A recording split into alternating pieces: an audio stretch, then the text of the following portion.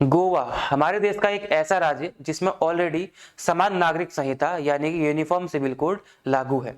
आजादी के बाद उत्तराखंड हमारे देश का पहला ऐसा राज्य बना जहां पे इस यूनिफॉर्म सिविल कोड यानी कि समान नागरिक संहिता को लागू करने के लिए कमेटी का गठन किया गया।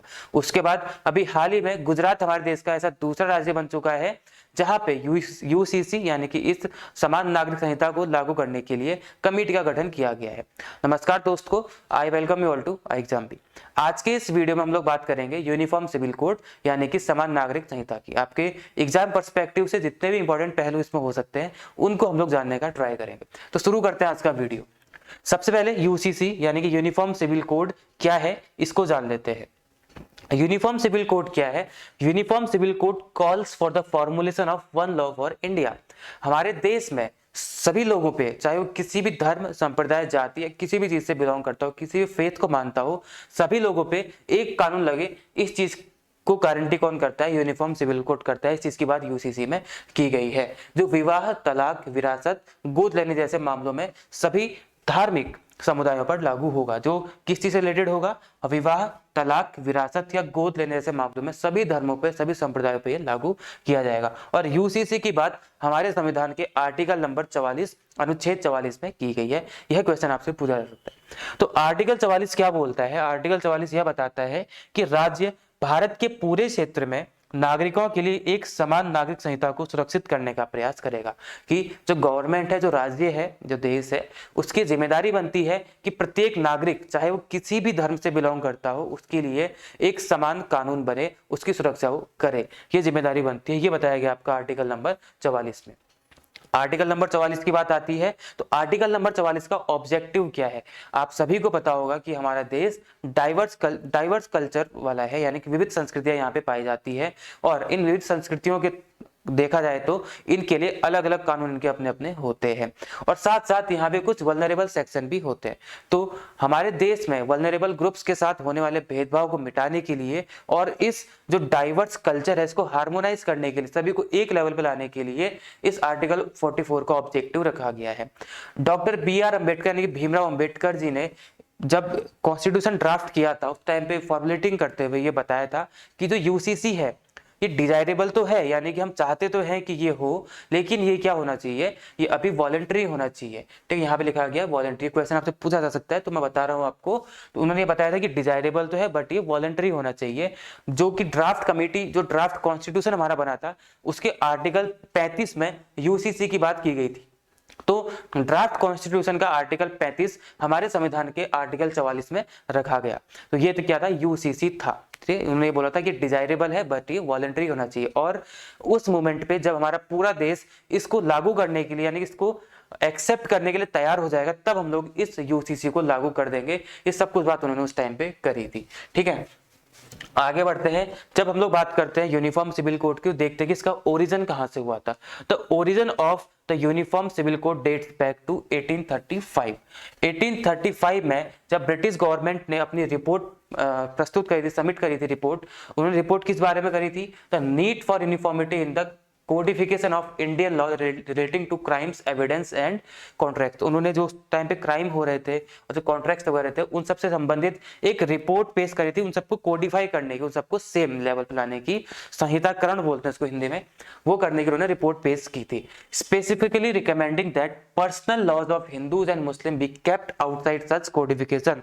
उस रिपोर्ट में उन्होंने बताया था कि आप इन सबको, जो भी क्राइम रिलेटेड चीजें, एविडेंस है, इन सबको तो कोडिफाई कीजिए, संहिताकरण कीजिए, लेकिन साथ ही साथ जो हिंदूज और मुस्लिम्स के पर्सनल लॉज है इन सबको इस कोडिफिकेशन से बाहर रखिए। ये बात की गई थी यहाँ पे 1835 की इस रिपोर्ट में। Increase in the legislation dealing with personal issues in far end of the British rule forced the government to form the B.N. Rao committee। तो उसके बाद B.N. राव कमेटी बनाई गई थी। ठीक है, तो इस कमेटी ने ही एक रिपोर्ट पेश करी थी जिसके तहत हिंदू बिल में बात की गई थी। वहां भी हम उसको आगे देखेंगे। ठीक है, ये बात यहाँ पे की गई है। तो हम देखते हैं कि ये कमेटी ने क्या रिपोर्ट पेश करी, B.N. राव कमेटी ने क्या बात वहां पे की गई थी। आगे बढ़ते हैं। What is Hindu code bill? क्योंकि हिंदू कोड बिल को लेकर के ही B.N. राव कमेटी ने बात करी थी।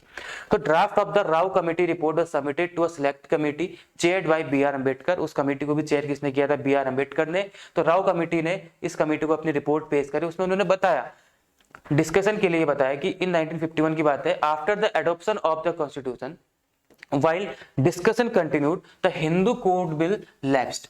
तो जब इन्होंने 1951 में इस चीज को पेश किया था तो 1951 में डिस्कशन करते करते ये जो हिंदू कोड बिल था वहां पे लैप्स हो गया था। 1952 में इसको वापस से क्या किया गया था, उनके सामने प्रस्तुत किया गया था और 1952 में इसको प्रस्तुत करने के बाद the bill was then adopted in 1956। Adopt कब किया गया इसको? 1956 में इसको अडॉप्ट किया गया। क्या बोल के? हिंदू सक्सेशन एक्ट के तहत, या इस नाम से इसको किया गया। To amend and codify the law relating to interstate और अनविल्ड सक्सेशन। जो अनविल्ड और इंटरस्टेट सक्सेसर होता है, इस सबको अमेंड करने के लिए, इसको रिफॉर्म लाने के लिए इसमें हिंदू सक्सेशन एक्ट को लाया गया था अमंग हिंदूज, बुद्धिस्ट, जैन्स और Sikhs. The act reformed the Hindu personal law and gave women greater property rights। इस एक्ट के तहत जो 1956 में इसको अडॉप्ट किया गया, इस एक्ट के तहत वुमेन को ज्यादा प्रॉपर्टी राइट्स इसमें दिए गए थे। ये बात भी यहाँ पे की गई थी, ठीक है। An amendment to the act in the year 2005 added more descendants elevating females to class 1 heirs। The daughter is allotted the same share as allotted to a son. 2005 में इसमें एक और अमेंडमेंट आया, उसमें ये बताया गया था कि डॉटर जो है उसको सेम शेयर अलॉट किया जाए जितना कि एक सन को किया जाए। तो ये था ओरिजिन ऑफ हिंदू बिल, ठीक है, जो कि 1951 में आया था लेकिन लैप्स हो गया था। फिर 1950 में वापस से इसको रीसबमिट किया गया। 1956 में हिंदू सक्सेशन एक्ट के तौर पे इसको वहां पे लाया गया था। डिफरेंस क्या होता है सिविल और क्रिमिनल लॉज में? तो डिफरेंस देख लीजिए। डिफरेंस होता है while the criminal laws in India are uniform and applicable equally on all. जो क्रिमिनल लॉज जितने भी होती है, क्रिमिनल एक्टिविटीज होती हैं, उससे संबंधित कोई मामला है तो सारे, चाहे वो किसी भी फेथ का हो, किसी भी धर्म संप्रदाय, किसी भी कास्ट का व्यक्ति हो, सभी पे वो सेम तरीके से लागू होगा। वहीं पे जो सिविल लॉज होते हैं वो ऐसे नहीं होते हैं। यही बात यहाँ पे बताई गई है। Civil laws are influenced by faith. जो सिविल लॉज होते हैं वो इन्फ्लुएंस्ड बाय फेथ होते हैं कि हिंदुओं के अपने अलग कुछ रूल्स होते हैं, मुस्लिम से कुछ अपने अलग रूल्स होते हैं, पर्सनल लॉज ऐसे कुछ होते हैं। उन पर्सनल लॉज के माध्यम से सिविल लॉज को डील किया जाता है। तो अब यही जानते हैं कि पर्सनल लॉज क्या है, ठीक है। यहाँ पे लिखा है पर्सनल लॉज, तो ये पर्सनल लॉज क्या है इन्हीं को देख लेते हैं। What are personal laws? Laws that apply to a certain group of people based on their religion, caste, faith and belief, made after due consideration of customs and religious text। ये वो laws होते हैं जो किसी खास धर्म के लोगों पे, उस संप्रदाय के लोगों पे लागू होते हैं। कब लागू होते हैं? उनके संस्कृति को और उनके कस्टम्स को पढ़ लेने के बाद, उन सबको जान लेने के बाद उन खास ग्रुप पे ही ये लागू होते हैं। ये होते हैं क्या? Personal laws. The personal laws of Hindus and Muslims find their source and authority in their religious ancient texts। Hindu पे लगने वाले जो लॉज हैं वो हिंदू के एंशिएंट टेक्स्ट में मिल जाएंगे आपको, उससे अपना ओरिजिन ढूंढते हैं, उसमें उनका ओरिजिन मिलता है। और जो मुस्लिम्स पे लगते हैं वो मुस्लिम्स के एंशिएंट टेक्स्ट में वो आपको देखने के लिए मिलता है। अब अगर हम हिंदू की बात करते हैं तो जो पर्सनल लॉज है applicable to legal issues related to, और किस किस इश्यूज पे रिलेटेड है?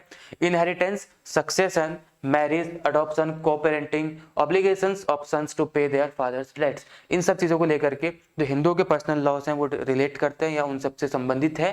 लेकिन जो मुस्लिम्स के हैं वो inheritance, will, succession, legal legacies, marriage, वक्फ, dowry, guardianship, divorce, gift and pre-emption taking roots from Quran, जो कि कुरान से अपना सोर्स रिलेट करते हैं कि इसका सोर्स कहाँ से आता है? कुरान से आता है। तो इन चीजों को संबंधित क्या होते हैं? इनके अपने अपने पर्सनल लॉज होते हैं।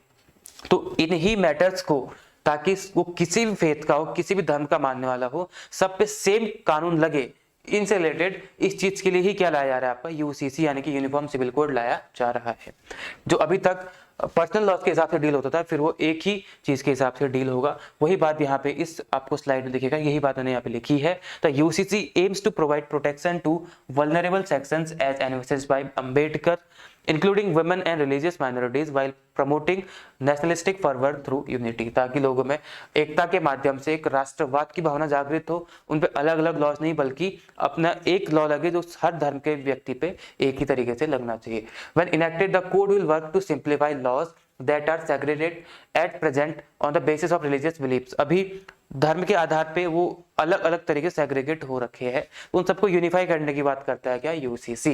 Like the Hindu code bill, शरीयत लॉ एंड, ये भी पर्सनल लॉ के तौर पे काम करते हैं। हिंदू कोड बिल, शरीयत लॉ, ये सबको यूनिफाई करने की बात यहाँ पे की जाती है। The code will simplify the complex laws around marriage, ceremonies, inheritance, succession, adoption, making them one for all. जितनी भी कॉम्प्लेक्स सिचुएशंस क्रिएट होती है अलग अलग लॉ की वजह से, उन सबको एक करने की बात की गई है इसमें। The same civil law will then be applicable to citizens irrespective of their faith. उनके फेथ से हट करके हर किसी व्यक्ति पे क्या होगा, एक तरीके से सेम लॉ लगाया जाएगा। यही बात यूसीसी में की जाती है। तो यूसीसी यानी कि यूनिफॉर्म सिविल कोड सही है या गलत, तो आप इसको स्टडी करेंगे तो आपको खुद इसमें समझ में आएगा और अपना विचार आप इसमें रख सकते हैं। यूनिफॉर्म सिविल कोड, समान नागरिक संहिता, इसमें से ही आपके कुछ इंपॉर्टेंट क्वेश्चन बन सकते हैं जो आपके एग्जाम में पूछे जा सकते हैं। तो वही हमने यहाँ पे पढ़ने का ट्राई किया है। यूनिफॉर्म सिविल कोड, क्या यह किसी व्यक्ति की फ्रीडम, जो कि उसके धर्म की स्वतंत्रता होती है, उसको छीनता है या उस पर कुछ प्रहार करता है, या फिर किसी व्यक्ति के किसी अन्य फंडामेंटल राइट को हिट करता है? यही इसकी सबसे बड़ी एक डिबेट होती है।